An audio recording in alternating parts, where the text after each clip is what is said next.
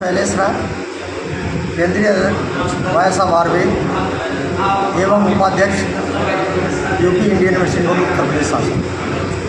आज का सेमिनार जो है आयुर्वेद यूनानी चिकित्सकों के लीगल राइट और उनके उत्पीड़न से निजात विषय पर यह सेमिनार किया जा रहा है।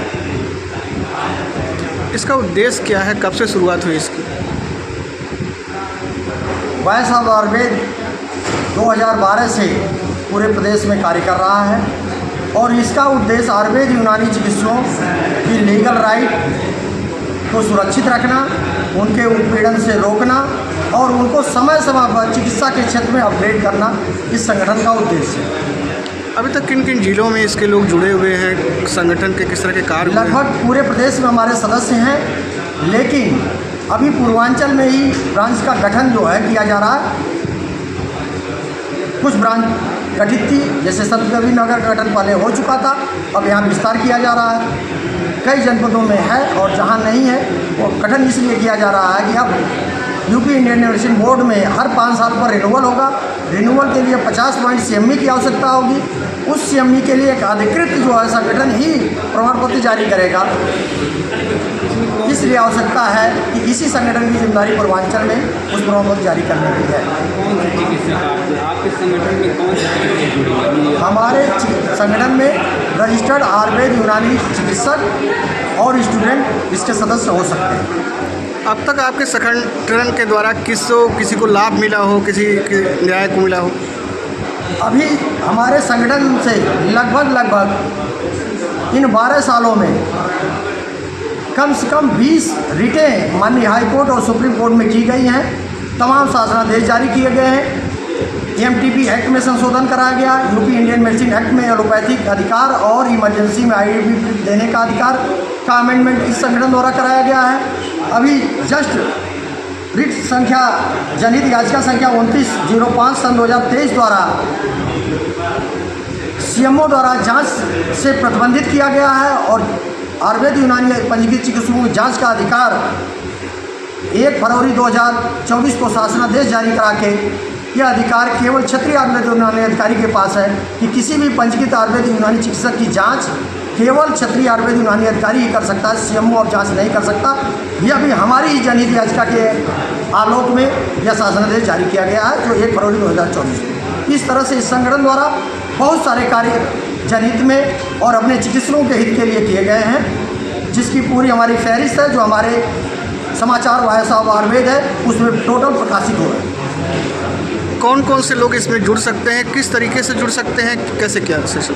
जो पंजीकृत उत्तर प्रदेश बोर्ड में जो रजिस्टर्ड चिकित्सक आयुर्वेद और यूनानी का होगा या वह स्टूडेंट जो किसी भी रजिस्टर्ड आयुर्वेदिक या यूनानी मेडिकल कॉलेज में पढ़ रहा होगा वह इस संगठन का सदस्य हो सकता है।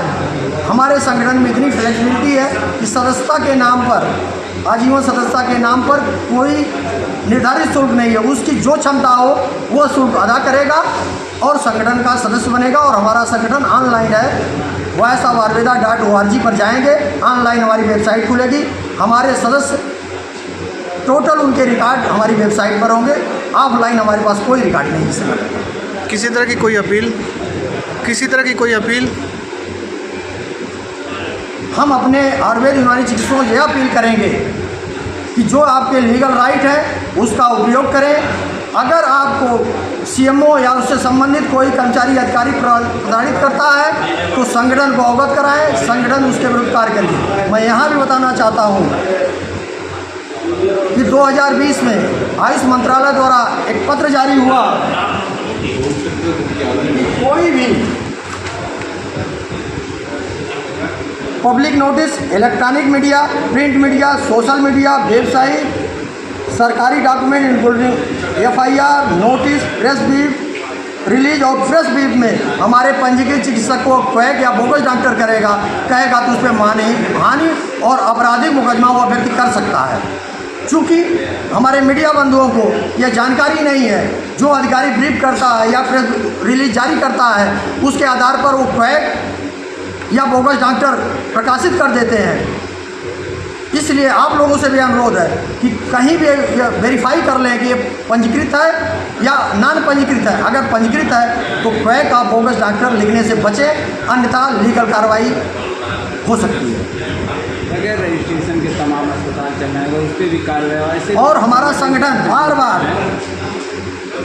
पत्राचार करता है, रिटों में भी गया है कि जो क्वैक हैं यानी नॉन रजिस्टर्ड हैं उन पे कार्रवाई हो, उन पे बंद हो। लेकिन सीएमओ द्वारा पैसा लेकर उन झोला छाप चिकित्सकों का संचालन धड़ल्ले से कराया जा रहा है। और जब जब झोला छाप के नाम पर जांच का शासनादेश आता है तो हमारे चिकित्सकों को अवैधानिक ढंग से बिना क्षेत्राधिकार नोटिस देकर उसकी इतनी करता है और एक रिकॉर्ड बनाता है और झोला छाप चिकित्सकों को संरक्षण देता है। उसके विरुद्ध हमारी पूरी लड़ाई चल रही है। अब आवश्यकता होगी, राजेश कुमार श्रीवास्तव वर्षे उत्तर प्रदेश सरकार में ही माननीय हाईकोर्ट ने झोला छाप पर कार्रवाई करने का आदेश पारित किया था, लेकिन उसका अनुपालन नहीं हो रहा है। अगर नहीं होगा तो शीघ्र मेरे द्वारा जनहित याचिका माननीय हाईकोर्ट में दाखिल की जाएगी कि सीएमओ और जनपद अधिकारी झोला छाप चिकित्सकों को पनाह दे रहे हैं, संरक्षण दे रहे हैं और माननीय हाईकोर्ट और शासनादेश का उल्लंघन कर रहे हैं। जिले में आपके संगठन का जिले में कब तक विस्तार होगा? इस संत कबीर नगर इकाई का इस महीने के अंत में यानी दीपावली के फर्स्ट वीक में कंप्लीट हमारा गठन यहाँ का हो जाएगा और आप लोगों को बुलाकर प्रेस के माध्यम से उनकी घोषणा कर दी जाएगी।